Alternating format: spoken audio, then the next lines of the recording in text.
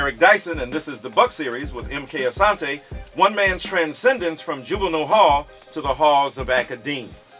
When I think about art too, I think about the emancipatory and liberating potential of what we see, hear, and take in. Tell us how art is in emancipation. Well, you know, for me as an artist, I look at the African-American quilt that was made by black women who were enslaved as a perfect example of what art can do. You look at the quilt and it's all these different pieces of fabric, you know, combined together. So we didn't have, back in the day, one nice big silk cloth or whatever, right? So we got all these scraps, denim, all these other cloths, cotton, all this stuff. We put it together, so we unified these things and then we made something out of it. That's called the maximization of minimal resources, right? Making something out of nothing, right? Turning wax into gold. And so that's part of what art needs to be. It needs to be resourceful. What else does it need to be? It needs to be beautiful. It needs to be aesthetically pleasing. So when you look at the quilt, it's colorful and vibrant. And so it's resourceful, it's beautiful, but it's also practical, right? You think about the quilt and you realize that, okay, this thing wasn't meant to just hang up on a wall somewhere.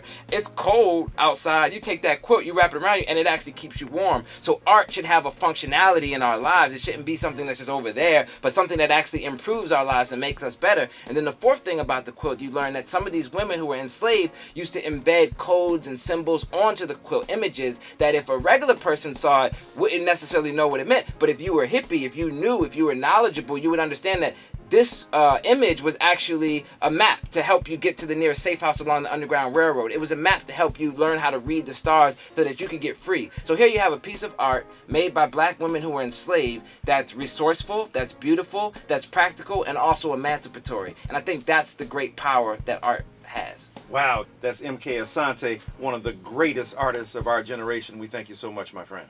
Thank you. Much love.